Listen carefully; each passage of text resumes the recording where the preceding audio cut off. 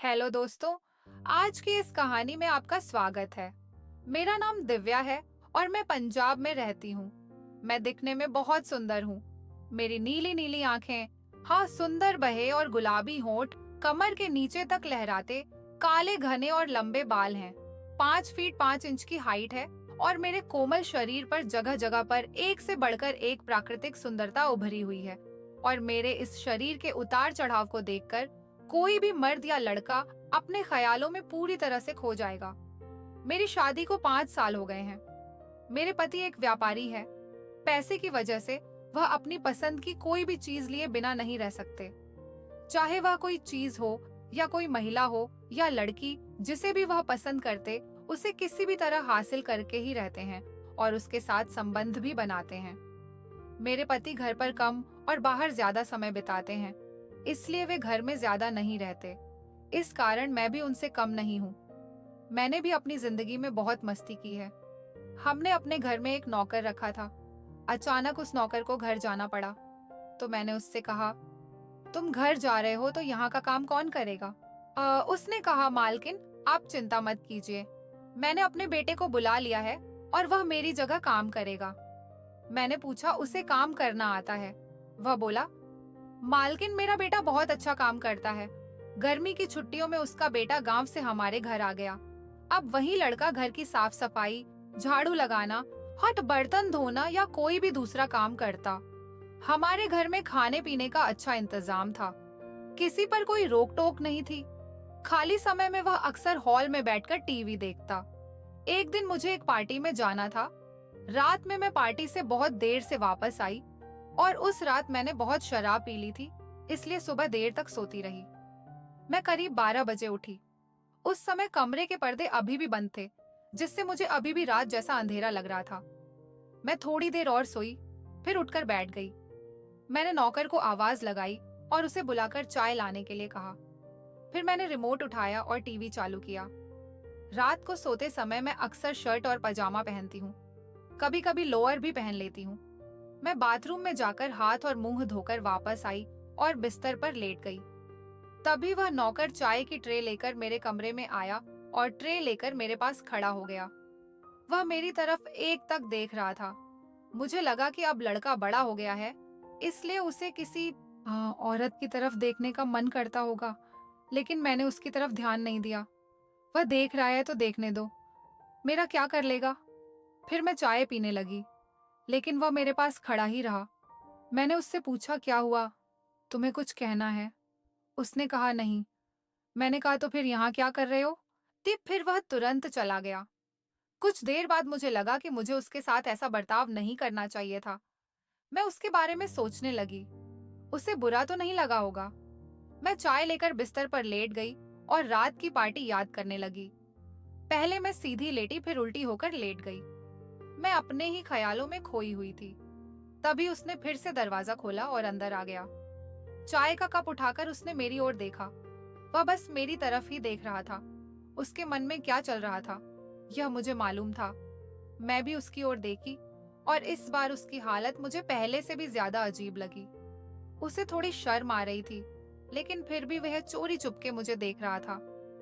मैं ऐसे लेटी थी कि मेरा शरीर दिख रहा था। मैं भी जानबूझकर उसे अपना शरीर दिखा रही थी, क्योंकि मैं अपने पति से बहुत जलती थी। मेरा पति हमेशा किसी न किसी लड़की के साथ होता था, इसलिए मैंने सोचा कि इस नौकर को अपने जाल में फंसा लूं। फिर मैंने उसे जानबूझकर अपने कमरे की सफाई करने को कहा। उसने कहा, मालकिन मैंने पहले ही सफाई कर दी है। मैंने उसे चिढ़ाते हुए कहा, क्या तुम सच में सफाई कर दिए हो? मैंने मजे लेते हुए कहा, तुमने सफाई कहाँ की है?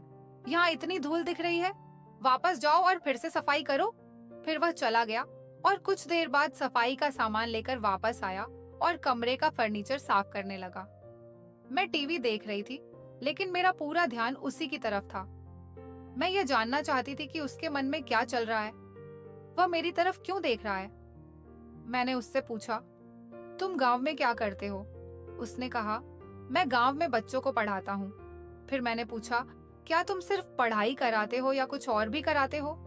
उसने जवाब दिया, मैं शाम को अखाड़े जाता हूँ। मैं हंसी और उससे बोली, तो तुम पहलवान हो। फिर मैं मजाक में बोली, तुम्हारे शरीर को देखकर तो नहीं लगता कि तुम पहलवान हो। उसने कहा, कुश्ती में शरीर नहीं बनता, ताकत आती है। मैंने अभी अभी शुरू किया है। फिलहाल मैं सिर्फ अखाड़े की मालिश करता हूँ, ट्रेन साफ करने और गायों का दूध निकालने का काम करता हूँ। मैंने पूछा, क्या तुम्हें मसाज करना आता है? उसने कहा, हाँ, मैं बहुत अच्छी मसाज कर लेता हूँ। उस्ताद जी सिर्फ मुझसे ही अपनी मसाज करवाते हैं। मुझे लगा कि ब्यूटी पार्लर में मैंने बहुत सी औरतों से मसाज करवाई है, लेकिन किसी मर्द से कभी मसाज नहीं करवाई। मुझे लगा कि अगर यह मुझे मसाज करेगा तो कितना आराम मिलेगा। मैंने उससे पूछा, तुम्हारा नाम क्या है? उसने कहा, मेरा नाम कमल है। मैंने उससे पूछा, कमल, क्या तुम मेरी मसाज कर सकते हो जैसे तुम अपने उस्ताद की करते हो? यह सुनकर वह शर्म से लाल हो गया और कहने लगा, मैडम, मैं आपकी मसाज कैसे कर सकता हूँ? आप एक महिला हैं। मैंने कहा, मैं महिला हूँ तो क्या हुआ?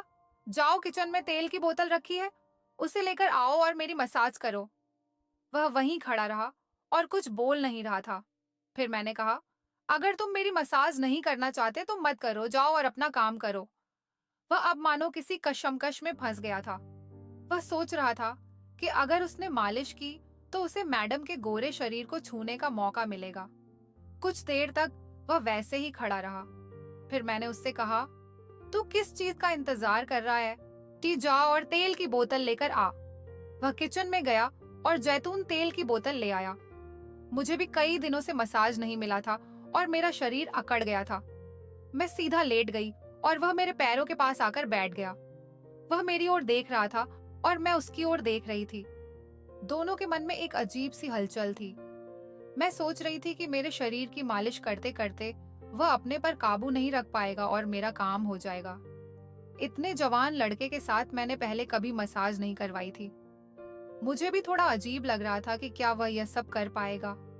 वह तो जवान है, लेकिन क्या वह पूरी तरह से एक आदमी बन गया होगा या नहीं?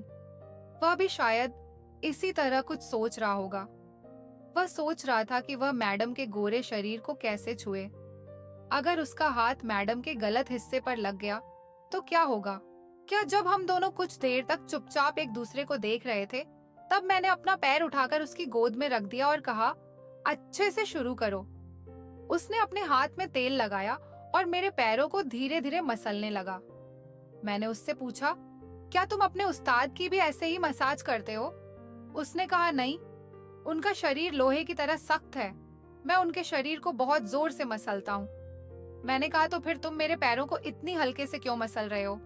उसने कहा, आप एक औरत है और आपका शरीर पहले से ही बहुत नरम है, इसलिए मैं धीरे धीरे मालिश कर रहा हूँ। फिर मैं हंसी और बोली, मुझे भी जोर से मसाज करो।